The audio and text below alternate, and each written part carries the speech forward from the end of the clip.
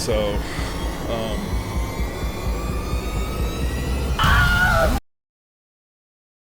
Cool. All right. Let's formally kick this one off. Sold Out, episode 9. Two, I don't want to call you guys guests because obviously Brian, GFNF co-owner, partner, McKay, kind of a guest, one of our primary administrators, admins within GFNF, and obviously a great friend to us. Known you for a couple of years, even a whole year and a half prior to GFNF starting. So It's awesome, man. Super happy to have you out and have you on the show. And as far as topics, we've got a lot to hit, but I don't know if you want to just introduce yourself, how you got into reselling. And then, we can dive right into it after that. So I'm McKay, an admin GFNF. Been with GFNF since 2 days after you guys made the server. Mm-hmm. Started as a member. I don't know. I knew Garrett because you and I had done some stuff for Bricks and other groups before, and then you brought me on for doing Brick stuff in GFNF. I never stopped doing that. Now I just do that and a lot more. Yeah. So that's who I am. It's awesome. How did you first get into reselling, like in the first place? What even brought you into the scene? Dude, it was just Supreme. It was like Brian. Really? Dude, I just sit in the school library and we'd go for Supreme drops. Okay. Like Suppbot, dude. Oh my gosh. It's funny. And then it just kind of I feel like that's just such a natural path that people come in. So many people get into reselling first. Like even Vince, the first, other than like CS:GO skins, it was Supreme, the first thing that got you into it as well. Yep. Not that I wanted it, but that somebody posted it. Yeah. And I was like, what are they doing? It caught your interest because it was why like are they posting this stuff? Yep, because it was profitable, lucrative. Yeah. Exactly. Cool. Well, awesome, man. Super happy to have you out. Topically, dude, their stuff's been pretty crazy. Of course, we know. Topically, yeah. Yeah, as far as topically, the conversation of topics, you would say. Yeah, I'm gonna I know there's I'm words. Gonna make fun of Garrett's. Dude, there's words with more than 2 syllables on it. Brian, topically. We taught Brian that recently, that there's words that have more than 2 syllables. Okay. But yeah, no. As far as Nike, Vice President, VP of North America, Ann Hebert, I believe it's pronounced, formally stepped down.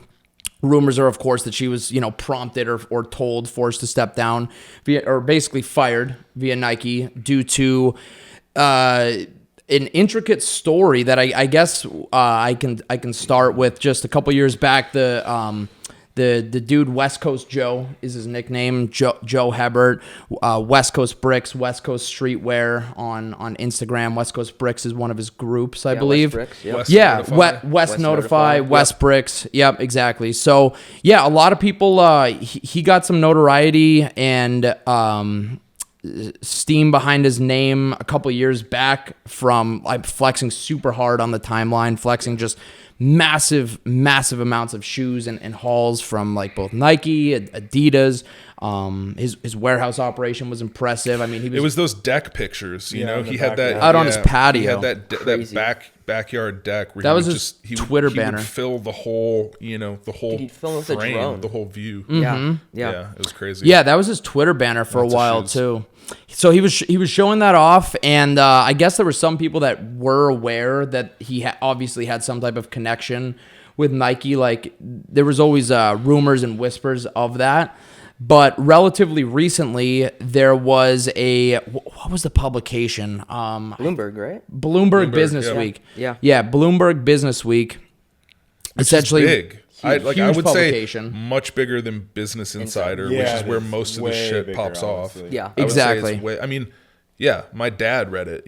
He heard about it. Yeah, so. It's huge. Essentially, what happened was this article was published, Bloomberg Businessweek, and as a result, according to the journalist, Joe Hebert called him, and he supposedly saw Ann Hebert's name on the caller ID on his phone. And according to the journalist, that is what prompted him to look into it and find like who exactly Ann was, how prominent she was at Nike. The whispers are that the guy used some like doc software and like looked up his phone number. Yeah. Wow. Yeah. And just like basically that the journalist was like kind of malicious with his intention and it wasn't just purely circumstantial. It's not that hard though, to be honest, man. I mean, there's sites out there where you can do like people searching and stuff. Well, that's just it. People like lose touch with family members and there's tools out there to do that, Yeah. I don't think he necessarily like, did something hardcore. I think it was probably fairly easy. I don't think it needed to be hardcore because Joe, like, I literally think the phone number that he called from was just under his mom's name. Well, dude, simply under his mom's like Verizon contract or whatever. Who has caller ID? One, it must have been like it must have been like a home phone. Yeah. Like, why would you call from a home phone? Or maybe line, like his office. He probably called his office phone or something. That's just Could weird. be wired with caller When's ID. the last time you had caller ID? My only thought is if it's a wired office phone. That's what I'm thinking. He must have called from a landline, which who does that? But yeah, in summary, what ended up happening was at that point when the journalist found that connection, Joe basically like ceased communication, cut communication with the journalist, but it was too late at that point. The article got pushed out. People started, putting two and two together, connecting like Joe's mom Ann with West Bricks, West Notify, and all those giant flex pictures that have been circulating the timeline for a couple of years. People put two and two together. The optic of the entire situation was horrible. You know what I mean? Obviously, it looks terrible. Even if none of those pairs were backdoored, it's optically. Yeah, I think it was just the optics. It's super they damaging. Haven't proven like she helped. Exactly. Other than using her. her name. They even like addressed and said that like she had disclosed this to Nike corporate, so like they knew that her son had this like conflict of interest type of thing, which kind of look my no one actually knows what she disclosed. Look, and I'll be the first to say I think there's some things in that article that are probably a little embellished. Probably there's stuff going on behind the scenes, because my first thought when I read the article was, wow, like this journalist, whoever it was, like really tried to fuck this guy. Because he explicitly said at one point, like, hey, I don't want my mother to be mentioned here. Like, can you keep this out of it? And they just said, fuck, no. Exactly. You're toast. Like, they just decided to roast this guy. And I don't know, that was my first thought. Like, I guess that's what some journalists do. I guess thought it'd make a big story, And it worked. I mean, he obviously made a colossal mistake in my mind in doing this whole thing in the first place and the information that he provided. But like, my first thought was like, wow, like Bloomberg, whoever this journalist was, just decided to out this kid completely. In theory, you could argue that is just what actual journalism is finding the real truth behind stories that you're hitting. So I mean, think there's wholesome journalism out there. Of course, there was definitely some malicious intent. You mentioned the word malicious. Yeah, there was definitely some malicious intent. Like, but then again, like there was some really questionable things. So a few things with Ann's position. She only relatively recently got promoted to VP of North. April 2020. Yes. Yep. Exactly. So it was within the past year. She was promoted to VP. You guys remember roughly a year ago the news about Nike like shifting towards direct to consumer? Yeah. So Ann was like formally recognized to be put in that position, leading the charge of transitioning things to a direct to consumer. So like literally all that means is just cutting out like third party mom and pops, less stock going through Foot Locker, less Foot Locker, less to the boutiques. Yep, exactly. So it's optically twofold bad due to that, because it's like Ann's role is, you know what I mean? So, she's like cutting out small businesses while, her son's business is flourishing via her connection. Like, it's just not a good look. Maybe via her connection. Yeah, again, not a good look. It's just like visually. Visually, people just think that he's taking pairs straight from the sneakers app. Just blew it up completely. And we talked about this. Here's my take on basically the whole thing on like probably why she was asked to step down, etc. If you think about the sneakers app, what it came out like 2-3 years ago. When I see the sneakers app, I see that as Nike's way of saying we're going to try and get these hype sneakers that typically no one could ever touch before into the hands of like the average Joe that lives in like Wyoming or whatever, because they didn't have that before. If you wanted a hype shoe, you had to get it through like a raffle or through a boutique. I don't know. I wasn't too plugged in at that point in time, but I know that it was very difficult.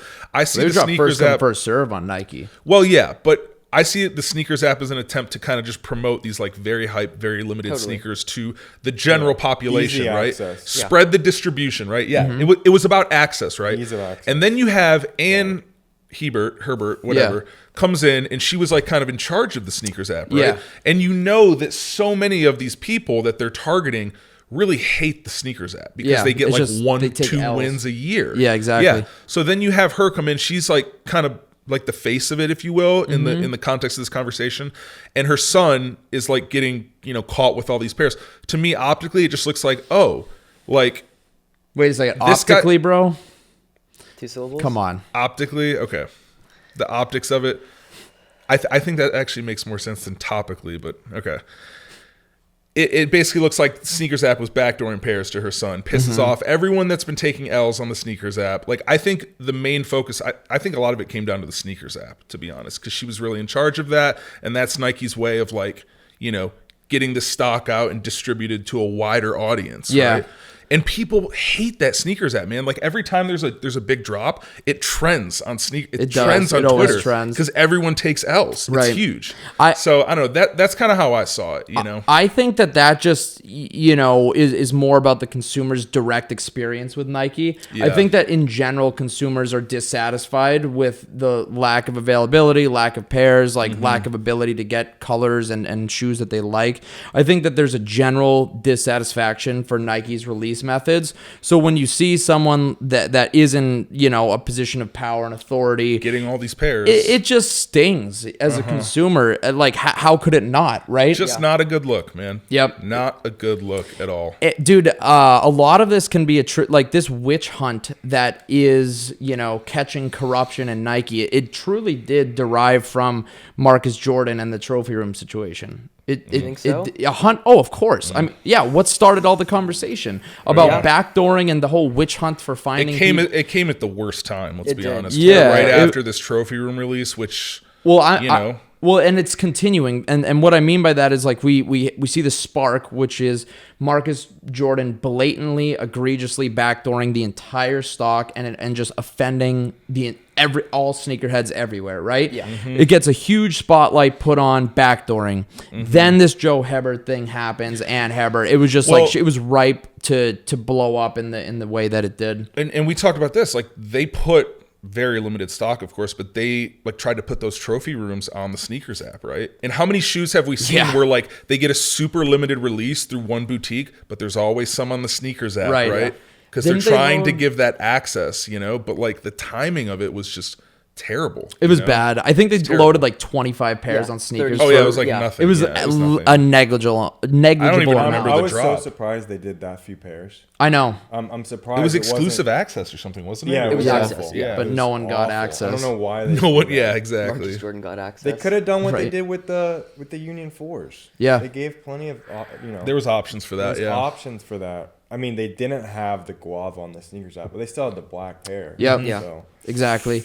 Done better. That was it just brought all types of attention to corruption in terms of Nike release methods. So yes, the Joe. I mean, my personal opinion of the situation. I don't rejoice in Ann losing her job. I mean, she did work 25 years, obviously with I'm sure great vigor.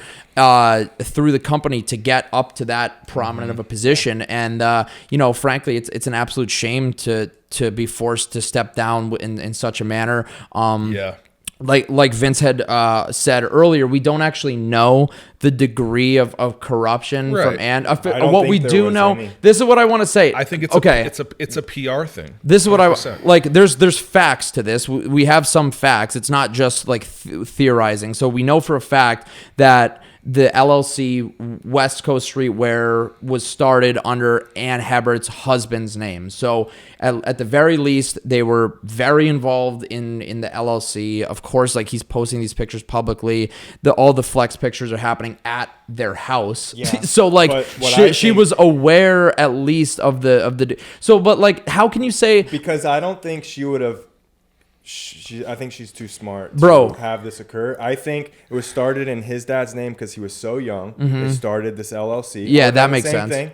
Then he used their funds, her credit card, to go to buy these shoes, all those Yeezys, whatever, with their capital. That's what. Well, what about if you had the money as a family? If she was CEO at Walmart, whatever, but he loved sneakers, maybe he wouldn't have. But he was saying he's using their cards to buy 200, 300 Yeezys, then 500 Yeezys, then all these off-whites for 50% over retail, but still able to make money off of Dude, them. I don't think people know this, but those Off-White 5s came from Stadium Goods. I know. Yeah, they did like this huge discount, and he wiped them out. That's what I'm saying. He just used their funding as a family. Exactly. So that's true for a large percentage, but there's a dude like he was hitting outlets and stuff. Yeah, he was renting box trucks and driving around the Nike factory stores.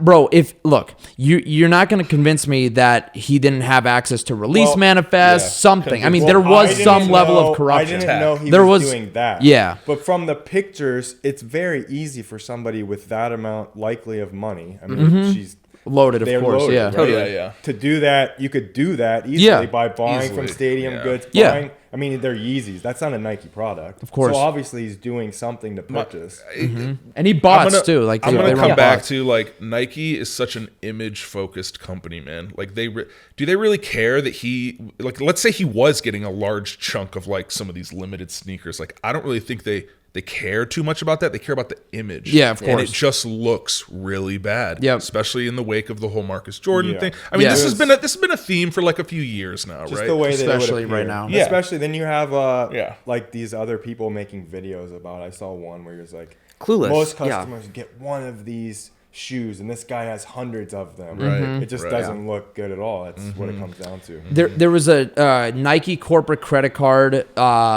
that he was using under her name.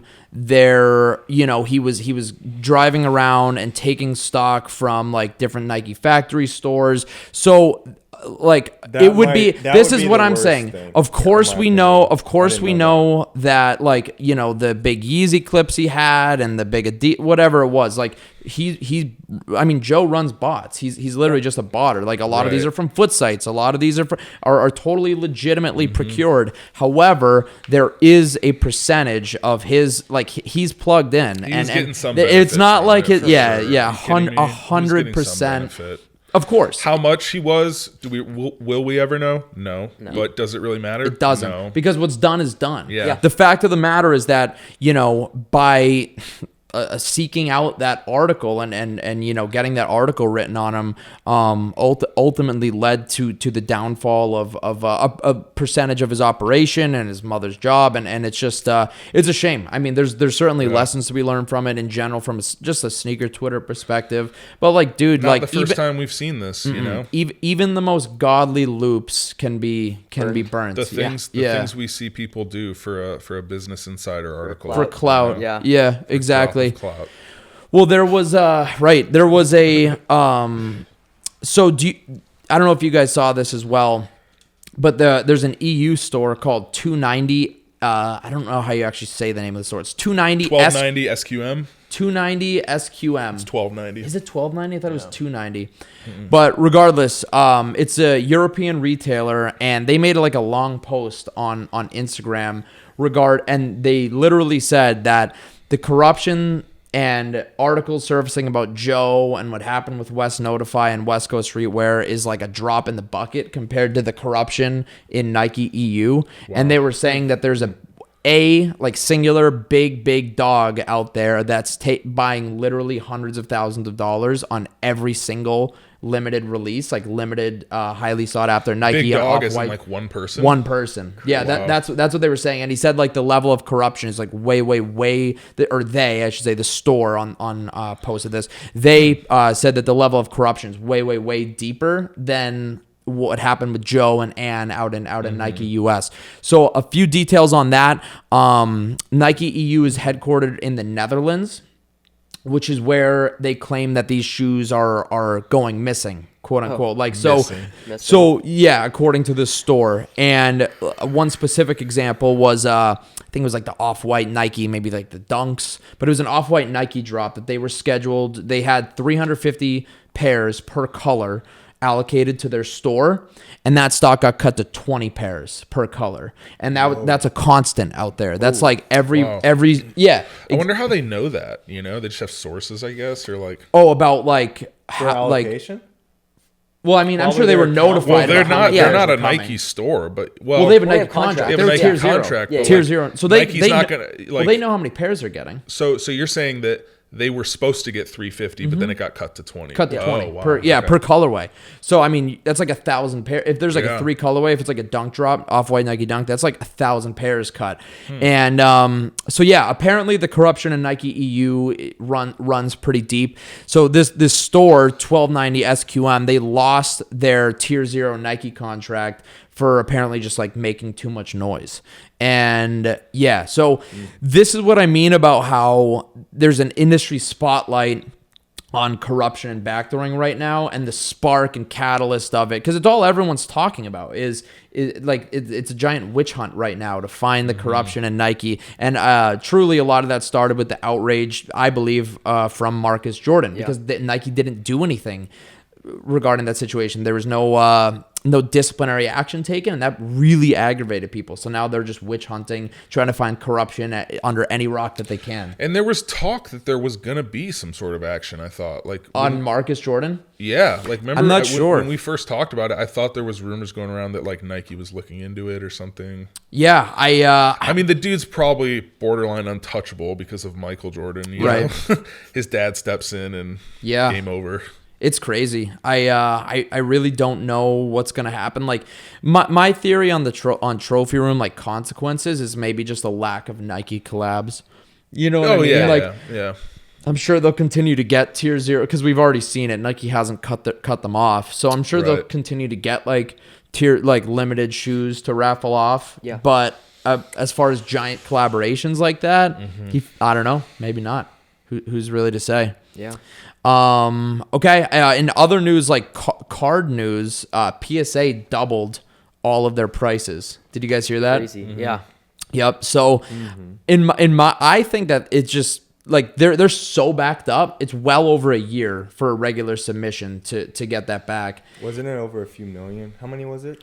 Submissions, are they backed up? I don't actually know. I thought somebody said it was a couple crazy. million. You're waiting 6 months or something. Yeah. It's over a year for total. Really? Yeah. You're waiting a year. Oh Wow. my God. you're saying over a million physical Backed up. cards. I heard that, yeah. You would think that they would just bring on more staff, scale up your situation. Yeah, and I'm sure they have. Actually, I know for a fact that they have and they did, but I think that it's to a point, bro, where they're just going to continue to raise price until people stop submitting. They need to catch up.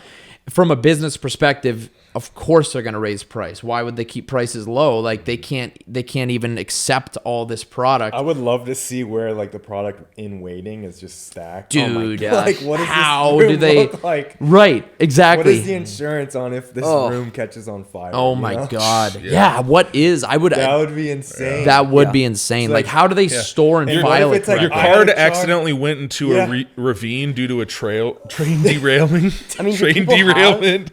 Are there stories of lost cards like that? I don't know. People definitely lose. I mean, especially because it's usually on the courier, UPS. USPS, yeah. But Vince has great luck with that, right? Vince has some of the worst luck with just mail carriers, UPS in general. Yeah. No, UPS is amazing. Is it FedEx? USPS. FedEx and USPS. I honestly. For me, trash. Yeah. Some people say their FedEx USPS is great. No, FedEx will take the wind out of your sail, man. I just don't understand why you would ship USPS when UPS is a few extra bucks. I know. In most cases, yeah. We put a post out about that. I mean, it's so much better. I only do UPS, and I don't know, man. Their stores, I feel they're when you go to USPS, what's your customer experience like? Oh, it's shit. It's terrible. Yeah, they're so rude. They want to just get you out as soon as possible. They don't give a shit. Of course. Whereas the guys at my UPS store, they know me. I have private an account business. there. Yeah, exactly. That's a difference of I mean, it's a great example. Yeah, I mean, regardless, and even FedEx. FedEx is a private business, and they still far superior to USPS. You could argue, but had a lot of issues with FedEx. Man, FedEx sending people's Yeezy Supply. That is so brutal. I mean, we had one guy in our group who basically unplugged. Dude. He basically just completely retired. I mean, I think he just got so discouraged. I wonder if that's from the FedEx side or the Adidas side. I think it's FedEx. I think it's FedEx. Yeah, I think it's FedEx. Because when that happened to me, they said, at least from my area, there was they were looking at fraud in my area, in particular. So they literally had somebody looking when they were suspicious, coming down and checking the packages and stuff. That's crazy. I just don't understand what and phone numbers and stuff. What kind of fraud takes place?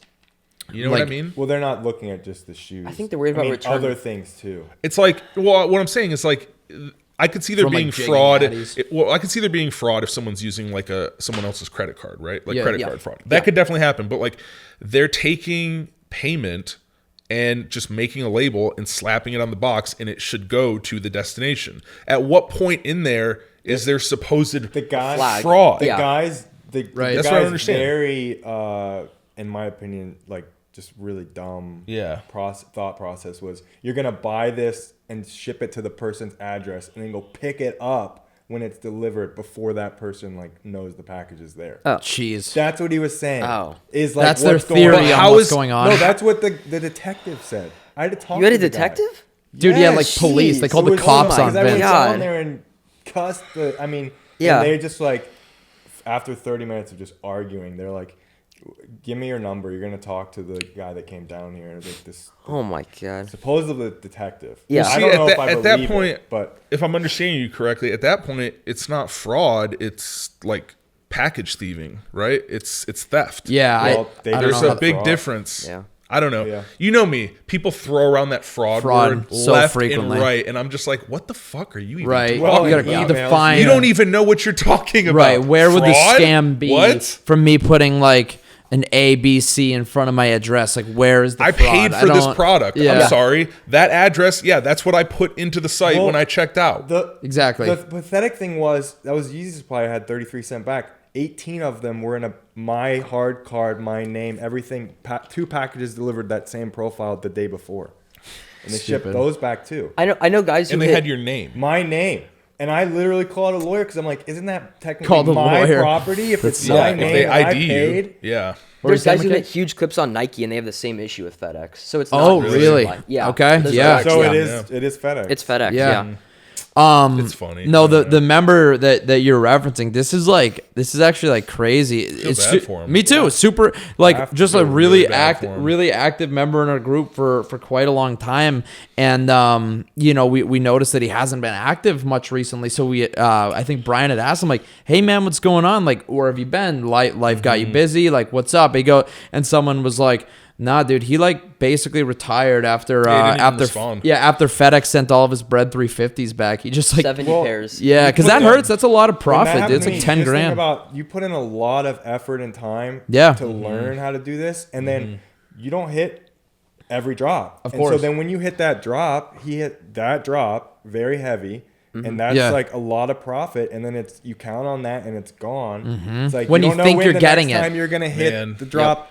Like massive again. Exactly. I understand that's really on like the fulfillment and the courier side of things, but like this to me, this opens up a larger discussion about how like some of these retailers, man, like in efforts to like stop the bots or whatever, they just look like total idiots, man. I know. You know what I mean? I've got like their tactics are just ridiculous. It almost seems like they're running out of ideas, and exactly. I don't know. Like in my mind, I think the best method I've probably seen is what Kith does.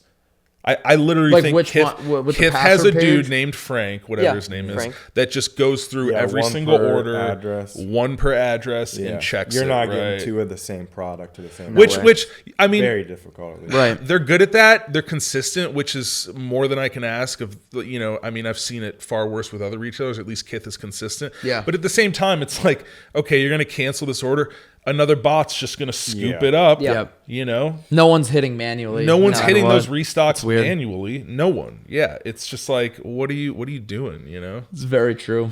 Dude, did you guys see that there was people started talking again about fake Beckett slabs? Like fake cards. I had asked you about that a long time ago. About well, couldn't I just be buying like a fake one that someone just found the number on it? Right. But I didn't remember your response then. But yeah, that makes sense. It's happening. I don't think I knew much about like fake cards. I think basically all we said back then is, oh, I'm sure they exist. Yeah. You know what I mean? And they do. The fake Beckett slabs are what's concerning. I think there was one I saw it just the other day. I'm not gonna like name companies because I don't actually remember for a fact, but it was a big, highly reputable. You know how there's like auction houses, where like, you know, if you're just a guy with 5 eBay feedback, you can send them your like Charizard and they'll put it up on auction, right? Because they're So it was like a highly reputable auction house account on eBay had a fake Luka slab. It was like a fake Luka card and a fake BGS or Beckett like graded slab. Is like how are they finding out they're fake? Good question. Yeah. Curious. So yeah, Beckett. There's like a couple differentiating things. I was doing a bit more research on it before the episode just to make sure that I at least had a little bit of understanding. I think that there are like some numerical, so like be some sort of numbers, identifier within BGS's system. That they're trying to forge or something, I suppose. Yeah, Beckett. But they have those numbers that they try to use, right? They're unique. And they're just copying the number. Yeah. I mean, like if the number's 8 digits and it's a PSA 10 Luka, someone's just copying because they see that there's a PSA 10. They saw the picture. Yeah, and I'm just gonna copy you can go online and look at the population reports. Yeah. And you can just literally say, oh, look, here's one on eBay. I don't think Beckett has. I'm gonna copy. I don't think Beckett's system is as dynamic as PSA as far as pop reports, looking up slabs. But they could just see it on eBay, right? Yeah, in the past, like here's a completed sale. Let's copy. I don't want to. I don't like. It's deeper than that. Like it there's something more to it where the Beckett it's like it's dangerous as far as like the fake Beckett slabs out there, and it's something that people really try to like keep your eyes peeled and open for. I'm not sure how they generate the numbers. I'm not sure. I'm not familiar with like the Beckett process of like identification, serializing. But all I know is that BGS fakes are what people are concerned about, not PSA fakes. I know. Yeah. But I'm saying I've looked at BGS cards. I was looking at like a Formula 1 and there card, is a serial number. There is a number. Yeah, I looked. Yeah, I know. They have the number. There was an article like Beckett has made a state like there's formal identifiers that they've like announced that like, hey, look for this and that, or there'll be a decimal point after this if it's fake, or a space after here if it's real. Just little things. There are ways to. So I'm not trying to say like, oh my God, check your BGS slabs, like they might be fake. I'm just saying that, you know, in terms of like PSA raising price, dude, PSA being the standard bearer of the industry, when you hear news like that about Beckett, it just more solidifies PSA's position. But yeah, it just goes to show, man, when you got this much money going around with collectible items, you always got to be concerned about this, right? Of course, dude. Any type of collectible, like shoes, clothing. Yeah. We'll see fakes hit like most markets. You know, if there's money to be made there, especially. Did you guys watch the Logan Paul box break? I watched it. I did not watch that one. You didn't watch it, Vincent? Did you watch it? I watched the first one. You watched illegal, bro. It's illegal. Yeah, right. Dude, so the box, it's illegal. Yeah. I'll explain the joke. Some inside joke. It was. I remember now. We were in a voice chat with a few dudes during the box break, and it was fun. It really started out. Okay, it was weird because the box was open already prior to the break. The packs obviously weren't open, but the box was open, and so it's entirely possible that like they front load. I don't know. People were talking about all types of theories, like them front loading the heavy packs towards the front of the box to make the stream start off with a bang. Because basically what happened. Nothing wrong with that, though, I guess. There is very wrong because like they're telling people that it's completely randomized. These people paid $38,000. Well, if the box was a pack. Well, the problem is also the people whose names are at the front. Exactly. Don't they draw out of like a bucket though? The names, dude. The winners. How do they draw? It was the a names? Yeah, it was a bucket, and then they pulled the poker. It was a bucket, but if they put the heavy packs in the front, like I'm not saying they did that at all. I'm just saying some people had theorized that. The box should have been sealed. I agree, but like it was. That's first weird. edition boxes, bro. What's weird though is like, didn't he have some Pokemon Pro on the podcast that was kind of like PSA guy? That was the Golden Auctions guy. Yeah, that was the other That was guy. not a PSA guy. So I don't think it was a PSA. I didn't hear it was a PSA guy. I think you guys are conflating a couple people. So what they had was on the first stream he had Collectibles Guru, right? which was the guy that's like kind of a phony. Like everyone's like, this guy's a clown, whatever. On this stream he had Ken from Golden Auctions. Yeah. He's from Golden Auctions. So he's like CEO, founder of Golden Auctions, which is one of those auction houses that sells like all the high-end cards and Pokemon cards on eBay. He has like a really good reputation. Yeah, he has a strong rep in the community, and he has like connections at PSA, obviously, because of how reputable Golden Auctions are. But he's not like actually a grader or anything like that. But he was just there to, just like as a reputable face in the community, to assist with the break and any information that Logan may have needed. It was good. I mean, I thought it was really well executed. I love these breaks, man. Oh, it was fun. I think it's a great idea. I love what he's doing. I mean, there's haters here and there, but I think it's bringing visibility to what's going on here, and I think that's awesome. Exactly. The joke was that there was 2 Charizards and 3 Chanseys. Dude, you fucking spoiled it. Right? God damn it. Okay, so yes. You're right. You're right. I thought you forgot to tell the story. No, I was trying. Harder. No, so what happened was the box starts off really strong. First pack, Chansey. Second pack, Charizard. Third pack, like another, it was like Alakazam. Chansey again, another Charizard, and then it was like, dude, literally nonstop Blastoise, Venusaur, starters, Pikachus in almost every pack. I mean, it was literally a godly box, dude. It was at first we were watching it, but like, this shit is hot. Like, that's a loaded box. There's no way. But then as the break progressed, there was like fewer and fewer hollows, obviously. And was probably trash. And then the percent, well, it wasn't trash. It was just like the percentages made sense. Like, there was the correct amount of hollows. There was the correct amount of this. There was the correct percentage of this. So that's why, like, it seems like a very legitimate, godly box. The only thing that really was maybe in question was the order of the packs. Like, were they intentionally put the like heavy packs towards the front? Whatever, neither here nor there. Can you weigh those? Can you weigh them? Oh, hell yeah. Okay. Yeah. But the joke was, as he was pulling these holographic cards, people were becoming progressively more skeptical of like, how is this? How? Like Charizard, Chansey, Mewtwo, just nonstop. Venusaur.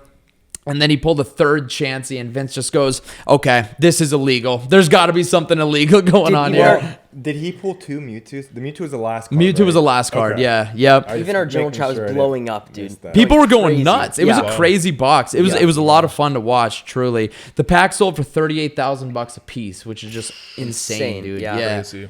But if you bought the whole box, you were saying if you bought all the packs, you still would have come out on top. Oh, you would have won by a long shot if you bought the whole box. Because like the 2 Charizards alone were more than what the entire box sold for. So can you buy currently just a pack of that unsealed, like unweighed? Dude, because you can't trust somebody to unweigh it. That like not right. So Brian, one comment you had made that about like the box should have been sealed prior to the break. The tough thing about that is first edition base set Pokemon boxes. It's you have to look inside. You have to look inside it's real because the wrap on the boxes, like the seal on them, doesn't have. They're not watermarked with Wizards of the Coast watermarks.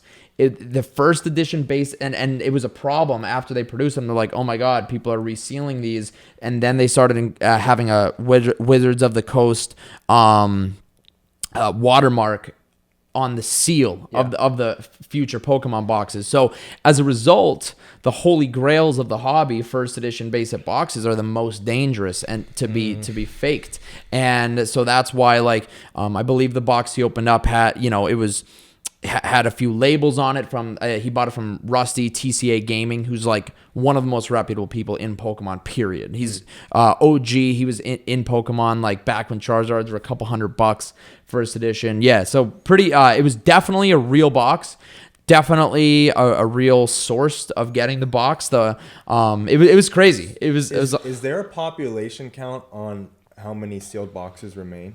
That's a good question. No, I don't think so. But there's not a lot, bro. Logan Paul like searched high and low for like months and months and months, and he was able to buy 7. Yeah. He was able to find 7 of them. But like that's the thing. 7 boxes. 7 boxes. It's crazy because somebody could have literally stacks of these boxes. Could have, somewhere. Yeah. You just don't know. In theory, it's total. Even the early distribution count.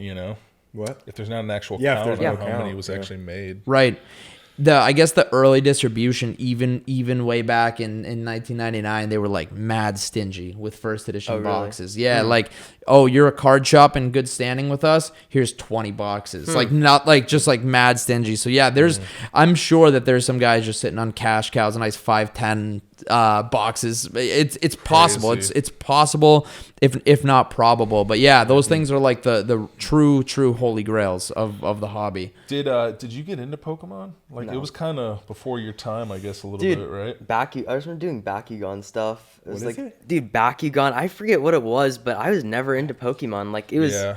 That was like in Never between. heard of it. Bakugan, or is that card? Are they I can't cards? I can't even. Or maybe it was Yu-Gi-Oh. It was not. It was low Yu-Gi-Oh. level. It was Yu-Gi-Oh, not yeah. something Kind that of was. what came after. It was not like hype Pokemon. You're right. Yeah. No way. Dude, Pokemon craze in the 90s and was like early 90s, 2000s was Yeah. just insane. Yeah. I just remember, man, like trading those cards on the school bus, and then the school like banned Schools the cards. banned them, districts dude. banned You know what's the They cards. banned Pokemon. The Beyblades Yeah. were like the big collectible. Oh, when I was in elementary Beyblades! school. I remember Do you remember those? Beyblades. You spin Dude, them? yeah, Yeah. the they have like the Oh, rip yeah. cords, Yeah, yeah, and yeah. then I remember those. they're like tops, and Yeah, you they like spin. configure them for battle and stuff. Yeah, those got. Configure I'm serious. You would literally like put different weights and different like curves and remember sharp this, things yeah. on them, and then you'd like put them on these things, and you like rip them, and they'd spin super fast. That just reminded And me they of got Pogs. they got banned from Pogs, yeah. at least my school banned banned at my Beyblades school. because we Yep. would like launch them at each other and just like cut kids up with them. 'em Yeah, up. it was brutal. Beyblades were brutal. But yeah, Logan Paul break was sick. There's gonna be more, I'm sure, because he's got 6 more first edition boxes. Yeah, if he bought that many, He's a you know? G, dude. The way that he's every time he does a break, he makes a bunch of money profiting by selling the packs due to the Yeah. promotional and you know, just like the shout outs associated. Yeah. And then the value of the box goes up. Well, you and saw then the next box, the packs sell for even more. The first Logan Paul break months back, they sold for $11,000 a piece, and people were like, "Oh my god, that's insane!" And here we are, a few months later, about $40,000 a piece. Crazy. So what's the next box? What are the packs gonna sell for? Who knows? I don't know Yeah. if we talked about this, but he like ran an ad for his NFT Dude. right in between the break. Oh yeah. Well, that is actually Yeah, Logan Paul NFT. you could argue that that's like a bigger talking point. I saw an article that said how Logan Paul made $5 million selling air during his Pokemon break, and so basically Logan Paul just created these dude, again, back to the NFT conversation. You can like make anything, bro. You can tokenize anything. People are selling tweets. They're selling bullshit, just garbage. Yeah. You know what I mean? Logan Paul created 3,000 of these NFTs and sold them for like an average of like $2,000, or sold them for $2,000 a piece. They didn't even sell out. 2,500 of them sold. Actually, aka 2,500 people got fucking ripped.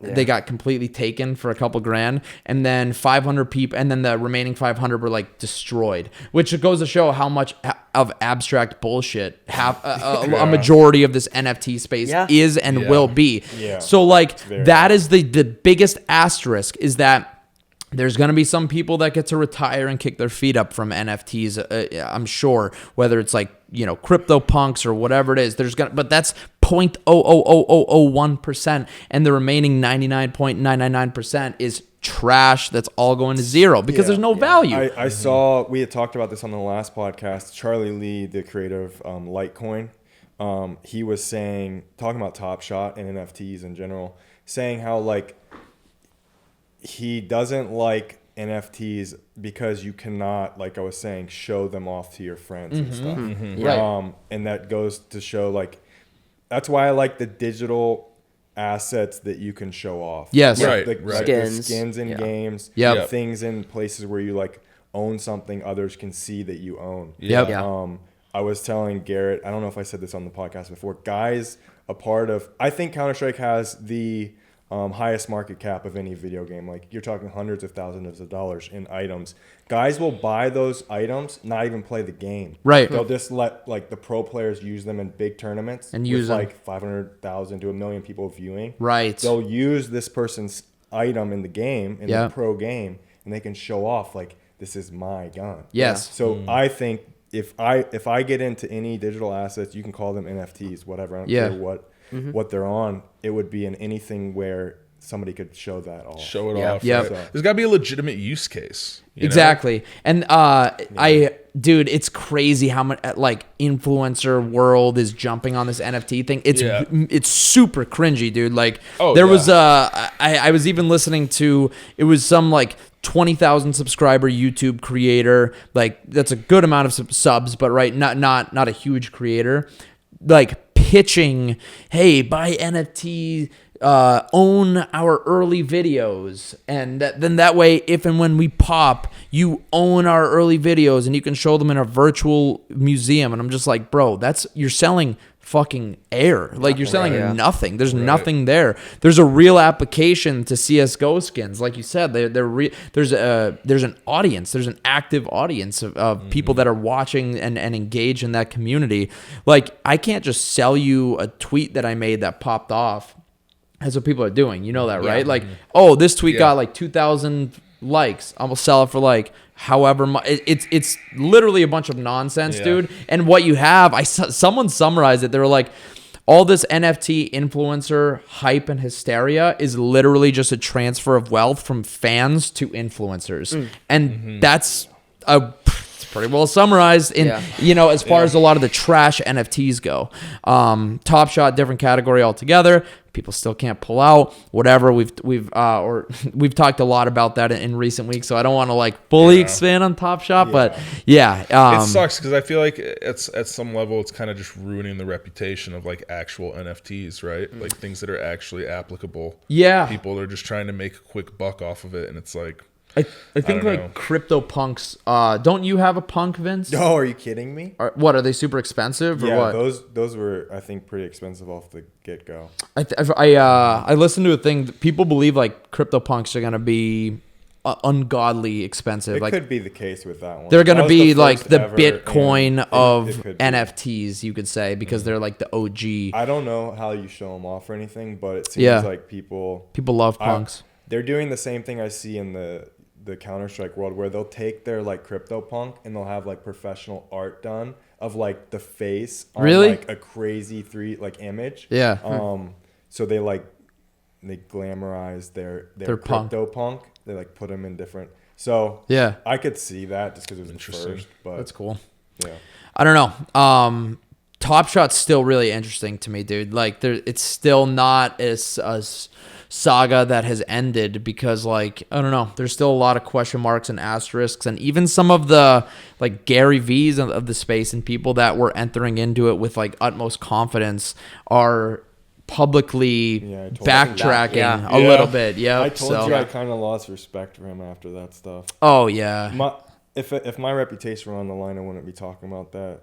The NBA Top Shot. Well, you wouldn't. Yeah, he would have to know you can't take your money out. Yeah, he would have to know it's not going to collapse all of a sudden unless they do open those floodgates. Yep. So I feel right now, from a sentiment standpoint, that people in Top Shot, I feel like they wish they could get their money out more than they want to get in. Right. So, for sure. And a majority of people. A lot of people, I'm sure, want to cash out, dude. Exactly.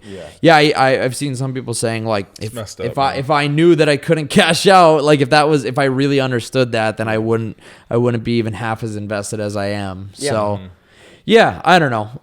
That's still something that we're watching unravel. But my prediction is that, Top Shot aside, this whole like influencer driven NFT craze is really close to popping, because everyone already is starting to pick up on the fact that most of it's utter bullshit. You know what I mean?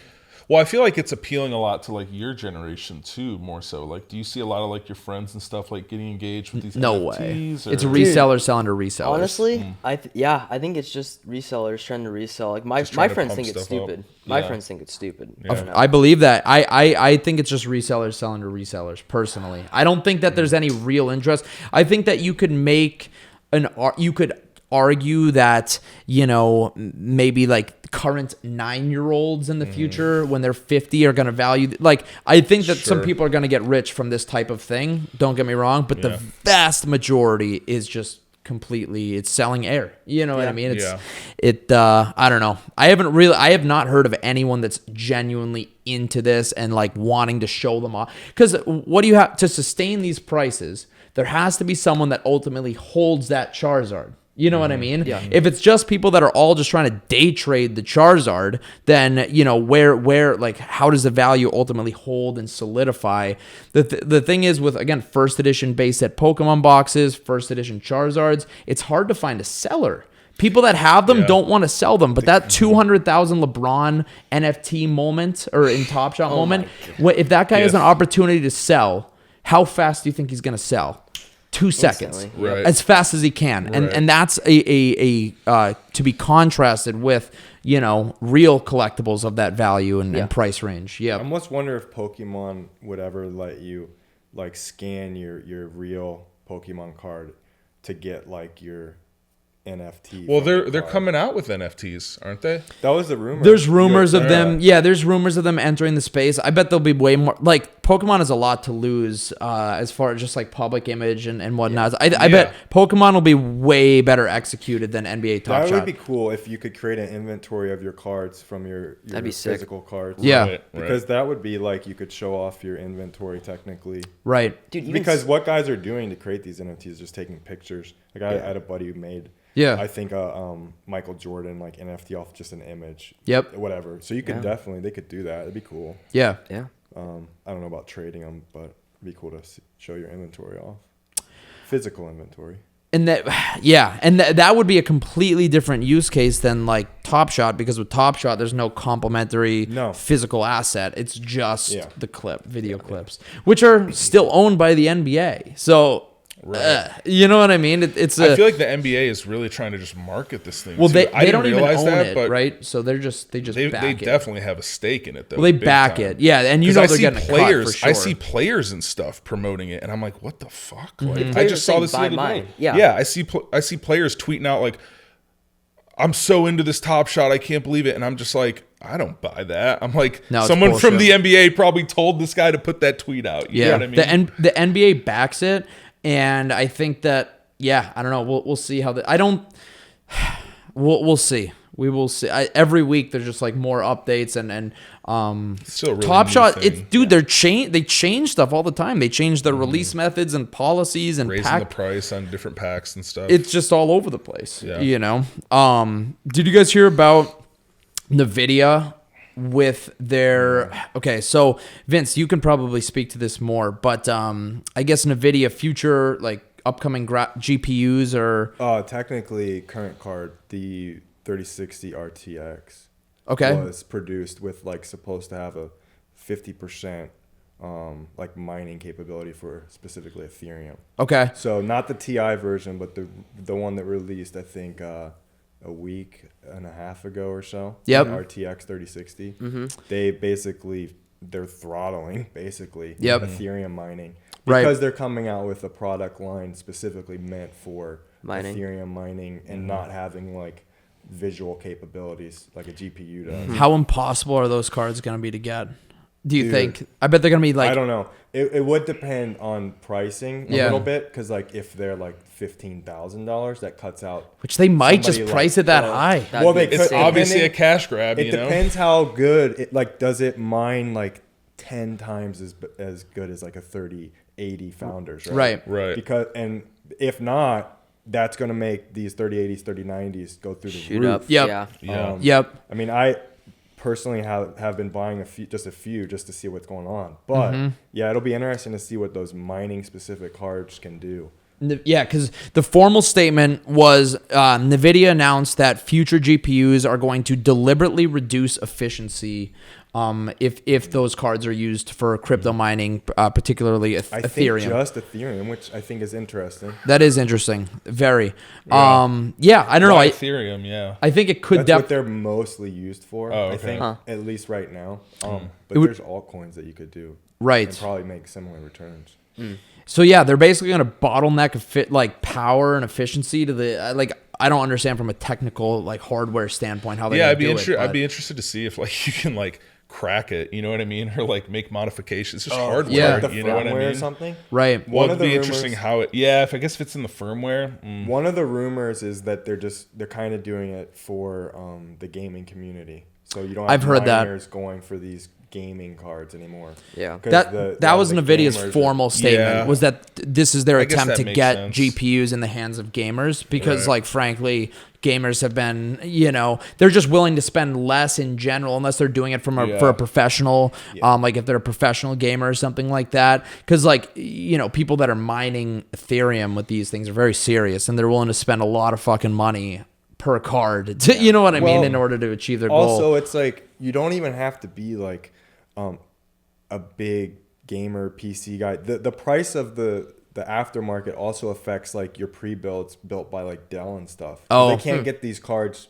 for their pre-built computers. Yeah. Because of what's going on in the aftermarket of just the single GPUs. That's interesting. Like Nvidia can't be giving the allocation to them if they can just sell them singles. So it's crazy what GPU prices have done. Remember when margins were like relatively, like they were decent? You were making a couple hundred per GPU. What a 3090 is selling for right now? Well, they're the worst margin ones, but they're well over 2,000. The 3080 is like 1,900. Yeah, the 3080 marginally is insane. Retail.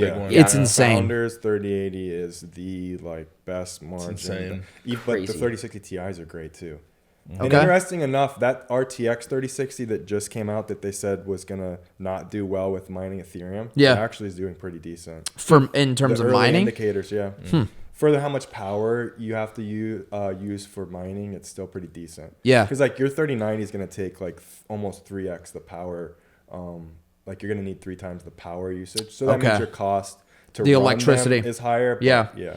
Don't they? What's the country that that a lot of cryptos mined in? Is it like in the Netherlands or something? Because electricity cost is super low up there. But it definitely would be somewhere cold and also where you can get electricity. I think like a very, very large percentage of it's done just in one country. I was listening to a thing about it. I know exactly. I thought it was Ireland or something. Not Ireland. It was an economy that was smaller in recent years. There's a documentary on it. I saw it. Yeah. It's crazy stuff, man. Vince, in layman's terms, like, explain, like, would you explain crypto mining just in layman's terms for anyone that's like unfamiliar with? Because I know like that's one thing that I'm not even good at explaining like to my girl or whatever. Be like, imagine taking but this depends on if you know how to build a computer, a motherboard, and on the motherboard you have like 8 slots to put GPUs in on one motherboard. So like, let's just say you had 8 3080 founders. It has spots where you just put 8 of them in. Yeah. And then you have like your RAM doesn't need to be good. Your CPU doesn't need to be good at all. And then you just connect it literally to just one machine per se. Okay. You have a little bit of visual, but you're running I don't know the name of the program. The guy I'm doing it with, like created some way to basically, it's so easy from what he told me, to start like some sort of process to where you're feeding into in this case, the Ethereum network to help move transactions, to help these occur. Okay. And then you're getting rewarded from the way the network works into whatever you set a wallet is where like you store your Ethereum. So does it just pop up in your ledger or something? Yeah. It doesn't have to be a ledger. Whatever your wallet is. A wallet. Okay. Interesting. Yeah. So it's not very layman because there's nothing layman about crypto, really. Right. The easiest way is like it's a computer with as many GPU. What's that? It's just facilitating the transaction. It's helping to make the network work. I don't know that much about it, but if you've heard of this buzzword, it's all blockchain technology, which is like a new. I believe that NFTs utilize it as well, but it's a huge buzzword in IT right now. When I was working at my old job, we were looking into the blockchain for all this stuff, but it's the way that the ledger is managed. Well, do you know, because I don't actually know this, the difference between a smart contract, which Ethereum does, like a smart contract, do you know like if there's a difference? Because I don't know. Okay, so Ethereum is very it's different from Bitcoin in that like apps will use it because once you like build on the Ethereum platform, like there's no possibility that it fails, like the app or anything that you're doing, that it would fail. Damn. Like there's no way that it fails. So like that's why companies and things are using Ethereum. So like what one use case a while back was like your title for your car or your house could be an Ethereum like whatever, and like that could be transferred through the Ethereum network. So that because it could never, there's nothing fail. that could ever happen to it. Yeah, destroyed. it's impossible to forge. Basically, Yeah, exactly. Is the whole idea behind it. Same with that's why the NFTs. They NFTs, say right? That's you why can't forge it. There's one. There's I don't know. one. I haven't looked like too much into like this NFT word, but I gotta believe at some level it's probably just blockchain technology. It's built on blockchain. I thought they're advertising it as. It's built on. Yeah, exactly. It must be that. The whole thing came out with Bitcoin, and now they're like trying to apply it to all these different things, and people are going a little crazy with it. But it's very applicable to a lot of areas. It's great technology. People are totally going crazy. It's the best tech. Yeah, and you don't want to throw the baby out with the bathwater on this stuff either, because like there is some like truth and real value in like a percentage of like I said, NFTs and whatnot. But what you have, like you said, Brian, is everyone going crazy, FOMOing over Bitcoin. I mean, this is Bitcoin went 5 to 50 in a year, right? Crazy. This is the simple 5 to 50 in a year. Ethereum and other coins have also mooned. People are making shitloads of money on crypto, and then like we're in this, everyone's at home and people are all in this like hustle investment mindset with GameStop and Bitcoin going to the moon, day trading this, and then NFTs were just the next one. But all it is just a way for influencers to make money from their fans the majority of the time. Do you ever get into crypto? You ever buy any? Or my cousin's into it heavy. And then my cousin lost a bunch on Bitcoin. Like he got in when it was that initial peak when it got to 19. Yeah. Do you remember that? Yeah. Like How December. Did he lose a bunch? He sold. Got in at 19, sold at like 7. Yeah. Oh my gosh. That's it, bro. And then you lose when you That's sell. how the big guys make their money. Bro, since then, no one in my family's doing Bitcoin. For real? It's just a horror story. Damn. Yeah, it's a horror story. No. That sucks, dude. It's got to it's got to motivate you guys. Gotta buy. I'll buy. Don't I have tell some. anyone. I actually. No, you got to be the success story. Dude, I did flip. Turn your family around. I think you gotta buy like 0.1 and you'll be good. I played Doge really well, to be honest with you. You played Doge well? Did. I remember when I funny. sold. I sold the. That's 7 cents, 8 cents. 6. I think it was Doge 6. is the best pump and dump coin. Oh, that is all just the big an guys to influencer use. coin, bro. It's crazy. Right. Yeah. It's just a meme coin, absolutely insane. Yeah. Yeah, funny. It just watching. I remember a good friend of mine. He posted on like Facebook or something when Bitcoin hit like 19 or something. And he was like, he basically said anyone that's buying Bitcoin at this price is on the spectrum. And I was like, I kind of agreed with him. I was like, this is going down. I didn't have a lot of faith in it. You know, you don't like it at all. What do you mean I don't like it? I tell you I'm buying. You're like. I don't like because I thought you buying? were putting all your investments into it. Oh yeah, well you know. Because sometimes I worry about you. You know, sometimes I think this guy's just a loose cannon. You know, just buying Bitcoin like a madman over there. Always ready to attack. That's his whole family on Bitcoin. It's awesome. Oh jeez. No, I mean, dude, I'll be honest. I didn't have faith that it was going to go to where it is now. Have you ever used it? But I bought. Never done a transaction? Yes, actually, because I was buying proxies off this Russian guy one time. Remember this? Yeah, I do. I had this proxy plug in like Russia, and he would only take Bitcoin. So I think I actually bought some. I bought a bunch on Coinbase because that's kind of what I got started with. Yeah.